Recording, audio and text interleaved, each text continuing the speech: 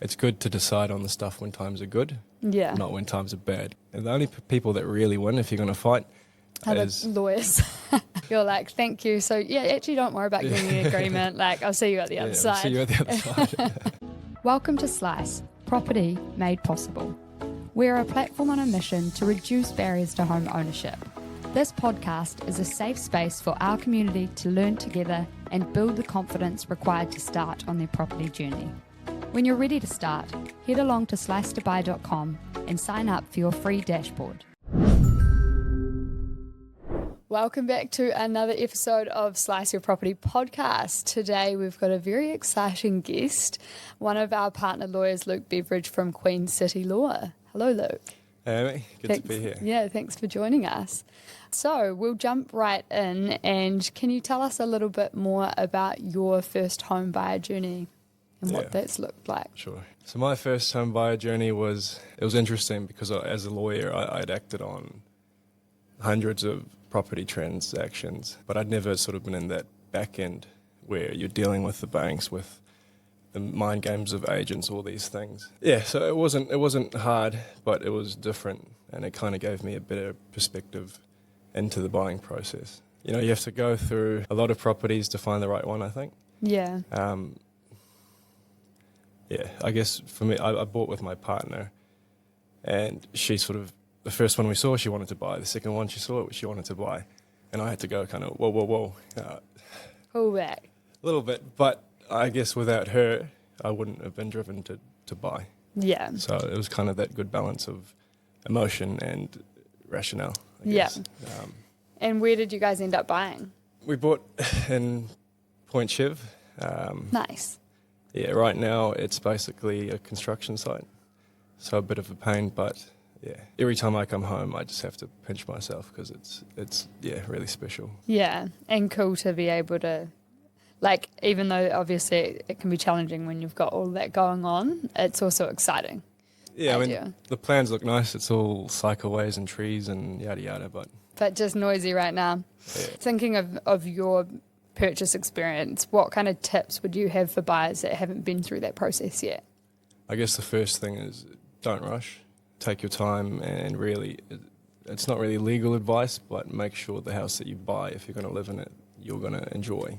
Yeah. Because if you buy a house, you don't like it, and you're paying mortgage, blah, blah, blah, it's going to be not a good feeling. Right? If you're going to live there, buy a house that you can see yourself living in. And then obviously it's different if it's an investment property. Yeah. So, yeah, whether it's an investment property or it's a first home that you're going to live in, that decision, it's a very stressful time, but you want to make the right decision at that time.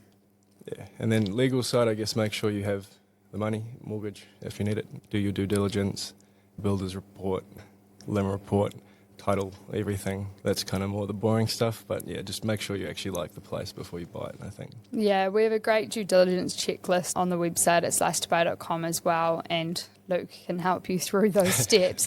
But what are some of the challenges you see first home buyers face as a lawyer when you're supporting them? I guess it's the churn of looking through houses, because it's not free to do DD, right? So you're paying for a LIM report, for a builder's report. You spend all this time, you get really excited. And then you find something wrong with it, sort of thing. Yeah, or you get to the auction, you're ready, and then someone outbids you. Yeah. And then you have to go through that merry-go-round time and time again. So it's that balance of cost, time, emotion, and actually kind of getting there, I suppose. That's probably the biggest one as far as first-home buyers. I guess one way to reduce fees in that regard is actually to narrow your focus as well. So don't do due diligence on absolutely every property you see. Make a sort of a list if you are buying with someone else and work out what your must-haves are and then your could-haves, and really narrow your focus into what type of property it is that you're interested in, and also get clear on the valuation of that property. So we provide CoreLogic data via our platform, and that actually gives you a lot more clarity as opposed to your homes.co.nz or Trade Me in terms of what a property's worth. What we've seen a lot of is people actually going to auction for properties that were never in range because an agent tells you that the range is lower than it is and that sort of thing. So just trying to narrow focus and get clear on what properties you can afford, so that when you do the due diligence, you're doing it on properties that you at least have a good chance of buying. Yeah, no, you're right. I guess there are steps that you should be going through in the right order. So you want to know what is your budget? Where do you want to live? Before you sort of look at every house and go, oh, this is nice. When you're working out what your requirements are and what you're looking at, by all means look far and wide, but then when you do go to seriously consider properties, you want to narrow that focus as much as possible to save money the other end. So we get a lot of customers coming through our platform, and I know you've been supporting some of them that might be wanting to purchase with family or friends or in a romantic relationship. Can you tell us a little bit about the law as it stands and what some of those structures are that can protect people buying with others? Yeah. You have two types of these agreements. One is the co-ownership, and that's for parties that aren't in a relationship, so to speak, and that will kind of dictate the ownership structure, who pays for what, how can you exit, because there are a lot of costs when you own a property. There's insurance, there's maintenance, there's everything. So it's who pays for what, and what the level of contribution is for each. Yeah. And then, for example, one party wants to paint the house, other party thinks it looks nice enough, I want to leave it. What do you do in those situations? Yeah. It's good to agree on how you're going to do things before you get to sort of that argy-bargy point. Yeah. Because if you have that already set in place when everything's good, you avoid argument down the line. So the other agreement is a contracting out agreement, or what you might know as a pre-nup. We want pre-nup. We want pre-nup. So contracting out, basically what that means in like a literal sense is you're entering into a contract to contract out of the legislation, being the Property Relationships Act 19-something or other. And what that means is the default provision in the legislation is relationship property is sort of split 50-50 when you split. So when you enter into a prenup or a contracting out agreement, it's to say we don't want the law necessarily to dictate how things are going to happen if we split or how property is meant to be owned. We want to decide on that ourselves. Yeah, so in a sense you get to take control over your situation, and that, I feel that's quite empowering. Personally, I have one, and I just think me too. Yeah, there you go. Do you want to tell us about what the law provides, or if you don't have an agreement, how that looks for you? Yeah, so I guess if you're deemed to be in a relationship, being you're married or you're a de facto. De facto is generally 3 years. Yeah, it's a bit grey. I think it's 3 years is kind of the default benchmark kind of position. But if one party can prove that you were in a genuine, serious relationship, then it's a bit grey. You have a couple. Say, for example, you have Jack and Diane. Diane has this amazing unicorn platform called Spice. She wants to Spice for first car buyers. She scales that business up, makes a lot of money. And Jack's just there, kind of, he's an influencer, whatever. He travels the world on Diane's hard sweat equity. He ends up in Thailand and realizes he just wants to do yoga, to eat, pray, and love himself. And he leaves Diane. Aww. Technically, I feel like connected to Diane. I think it's the Spice thing. I apologise to all the Jacks out there, but technically Jack would be entitled to half that relationship property, which could be the business and the earnings from that, right? And then on the flip side, you have Jack and Diane. They have a child, so Diane puts her Spice dream to the side. Jack becomes a football star, but he plays on and off the field, leaves Diane for another younger woman. He plays on and off the field. And in that case, Diane would be, he's making heaps of money playing football. Diane would be entitled to half of that kind of family income or relationship income. And I guess your viewers might say, one circumstance, it makes more sense to go 50-50. Yeah, right? Where there's a child involved, say, or, where there's been infidelity maybe. Yeah. But I think it's just knowing how it's going to be handled, because I think what people also think that it's 50-50. Is it always 50-50? Or, if it's left up to the legislation, is that the standard, or can the court decide differently? Look, family law, family court it's not my area of expertise, because I like to do happy stuff, and when there's kids and things involved. It's not a place you want to end up. Not really. No, I mean like any of us, but... Well, yeah, but I'm sure there are provisions that obviously when there's children involved, they'd be looked after. But yeah, like it's basically left up to the courts, right? It's no longer in your hands. It's a bit discretionary. I mean, and the thing with the contracting out agreement is there's a lot of things you have to do for it to be legally binding. Each party needs an independent lawyer to say, it's like there's not many documents that lawyers have to sign saying I've done my job properly. But that's for these two sets of lawyers have to say I've advised X, I've advised Y, that they understand that, you know, the what impacts they're of this. potentially giving up, or that maybe it's not fair, or but to all extents the parties are happy to do this type thing. Yeah. And I guess the beauty of our platform is we have a variety of lawyers, so you can you can get assigned 1, 2, 3 lawyers, whatever it is you need for the arrangement you're working towards. Do you feel comfortable sharing a little bit about why you guys got a prenup? Or As a starting point, I guess not for me personally, but for contracting out agreements, it can be a bit awkward if you're the party saying, hey, like before we buy a house, I want to determine what happens when we separate. And then the other party might go, we're never going to separate. Why would you say that? But it's more actually, it is a commitment to the other person. Like if you're at that stage where you are and should be entering into that kind of agreement, you know, I think it's actually a commitment. I don't know, maybe your listeners can try spin it that way to their partners if it's going to be a awkward thing. yeah, so you're actually saying, hey, I am taking this relationship seriously. And that's why I think it's important that we have these conversations and make sure we can get on the same page about how we manage our contributions and stuff. Because I've never thought about it that way, actually saying that, yeah, this is, you know, it's a step forward in our relationship in a sense. Yeah, look, and the world is different from 50 years ago. Like, you know, you have all these letters and different relationships and things like that. I guess I assume divorce is a lot higher than it used to be, so you should be prepared.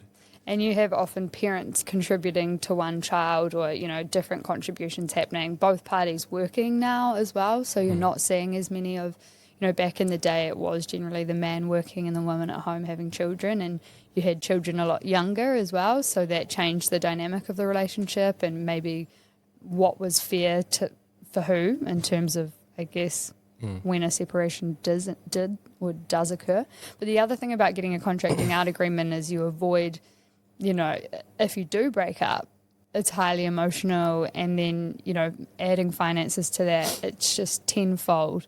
And if you do have children and you're wanting to work out custody and all those other things and work out how to best care for them, you know, actually having the more decisions you can make up front about worst case, the less turmoil down the road, so you can actually protect those children from argument and from that instability over that time. Yeah, no, you're absolutely right. I guess it's good to decide on the stuff when times are good, not when times are bad, because when you're making decisions emotionally, we all know what can happen. So the only people that really win if you're going to fight is lawyers. Yep. So thank you. Get it right from the start. You're like, thank you. So yeah, actually don't worry about getting the agreement. Like, I'll see you at the other side. I'll see you at the other side. So yeah, some of the consequences are obviously the costs that come with going to your lawyers and having to work that all through after the fact, potentially ending up in courts, but then also in time off work, like the emotional stress and pressure on making the right decisions for your children. So there's lots of reasons why to avoid that, I suppose. What are you sort of seeing in market at the moment with some of the buyers that you're working with? Like, it's definitely been more of a first home buyers market, less investors, but what have you been seeing? Yeah, what I've been seeing is a lot of people just trying to get their hands on everything, to be honest. Like, they're I guess what you're saying is that it's a buyer's market. They're hearing that, and they're rushing in and kind of maybe getting a bit emotional. We're seeing a lot of buyers rushing in, which is great because there's opportunity, but also just a caution that, yeah, you need to take your time and do the due diligence to find the right property, that kind of thing. I mean, to be fair, what I'm seeing is people missing out because there's so many buyers out there trying to get in. I've seen a lot of auctions, you know, people really, really excited to buy. They think it's theirs, and then, yeah, it's not. Yeah. Do you think some of that's occurring is because they might be looking at properties that are out of their range, or? I think you can tell the ones that are prepared and ones that aren't. Like, they know their budget, and then suddenly, they're outbid, it means that they're looking at properties expecting it to be sold at X, but it's actually worth Y, I guess. Yeah. Yeah, so that sort of does come back to we have valuations that we can provide. We also have market insights packages. So if that's you and you keep missing out at auction, it's actually worth grabbing some of that data to get clear on what properties are maybe in range. And also just looking at properties that have sold recently, that'll give you a really good indication of what you might be able to afford, not what the agents are saying, because quite often they will lower the bar to get a lot of interest into the auction. And unfortunately, that means spending more money with Luke on due diligence. Yeah, I mean, on that point, up. I think it's really important to know who your friends are when you're buying, right? Someone like Amy, she's your friend. She's obviously cares about first-time buyers and people buying generally. Your lawyers, I might be biased. We're your friends because we technically have undiluted duty to our clients, And yes, you pay lawyers, but you pay them because they are the most important partner in the transaction, because every other partner is paid by someone else. So, personally, I think lawyers don't get paid enough. The way property prices have increased, our fees haven't. We've kind of gone down because it's a race to the bottom. So, meanwhile, agents are going up because it's a commission, and lawyers, we can't sort of charge a percentage fee. Just know that we're not too expensive in the scheme of things. But yeah, speaking of agents, are they your friend? I guess you have to think about who's paying who.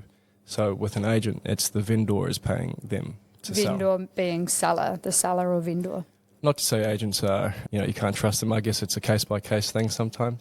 I say quite often I'm like our agent snakes in the podcast. Yeah, well, and then I have agents on and I ask them. Well, I mean, look, some of them are. Yeah. I mean, just to be fair, some lawyers probably are and all that stuff. I mean, my partner's an agent, so I have a lot of fun terrorising them and talking shit about them. But some are really good and some can also be really helpful to buyers, even though you're more the product in a way as opposed to the client. From what I've seen, buyers come and they go, oh no, I think this agent's really nice. And I just don't, I don't really back most first home buyers to know the difference in terms of what maybe is the right information to grab from an agent and what you need to take with a grain of salt.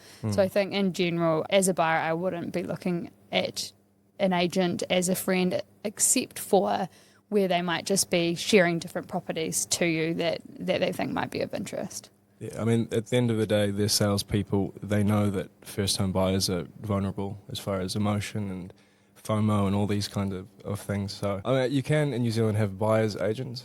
The only difference is compared to most other countries is the vendor still pays the buyer's agent. Yeah, and I still find that a bit weird. Like it's a bit of a conflict of interest because they want to push you across the line. They want to get that sale. Brokers also want you to successfully purchase because they'll get paid upon that purchase by the bank. Correct. So everyone in the value chain is incentivized by you buying. And so they're excited at the prospect of you purchasing. The only one who's going to kind of give you that objective advice is either our platform and the lawyers on the platform. Yeah, I mean, they say that buying your first home is the biggest transaction you're going to make in your life. So for a lot of people, it is the biggest transaction and biggest investment that they'll make ever. What do you wish that you knew sooner when buying your first home? I knew it all. I don't know. No. What I wish I really knew was to do things in the right order, because I guess the way we started was looking through 100 properties on Trade Me all over Auckland, not really knowing what our budget was, not knowing any help that we might get from banks. So sinking a bit of time, unnecessary time. Yeah, I mean, the good thing about doing that for us helped us get an idea of what, was a good price and what did we want and blah, blah, blah. But I think it would have been better or what probably is more prudent is to really know your budget. Like, this is how much a bank will probably lend. This is how much mum or dad might give to me, or etc. And then you can really narrow down that scope of properties you're looking at. Yeah, and that's what we've done with Slices. Is so many people just follow a different process every time, and you think about how inefficient that is as a human race, that we all just decide to do things in a different order when there is a best practice, and that's what we step people through that free workflow tool. But yeah, we see a lot of people do that, and it's natural as well, though, to start looking at the properties because that's the exciting bit. Yeah. But yeah, there is a process that can save you time, and on average, save you a month's worth of time just looking, and when you could kind of be looking with a bit more, I guess, confidence. Yeah, I think it's really important to understand the process before you get into it. because then it's otherwise it's quite confusing and maybe a bit scary for some people. But if you kind of know the general steps, you don't have to necessarily do it bang, bang, bang. But if you kind of know this is what I need, this is what I need next, then you can kind of go through it a bit smoother. Yeah, so basically you wish you had Slice. Yeah, basically. Amazing. And we've got our last question, which I don't know if you've heard before, but is if your first home in Point Chev had a doorbell and that doorbell played a theme song, what would it pay, Luke? Maybe the James Bond theme. I don't know. No. You'd feel pretty cool every time you came home. Just roll through the door. I love it. Thank you so much for joining us. It was a pleasure to be here, and just want to say Slice, from what I can see, looks to be a really, really good platform. All the buyers that we've helped through that platform. For me as a lawyer, it's really nice that they're actually a bit educated before they get to us, because it saves us time and things like that. So we wish you and the platform all the success. Thanks, Luke. I got a free testimonial at the end. You're welcome. And this podcast, I've been charging you by the hour. And No. We only work with fixed fees on the Slice platform, Luke. Okay, fair enough. Well, we'll figure And I was charging you. Thank you for joining our community. Buying property isn't easy, but listening in will get you one step closer on your journey. Please leave an Apple or Spotify review and provide feedback so we can improve your experience. Join our Facebook group, A Safe Space to Learn Together, or follow us on Instagram at Slice to Buy.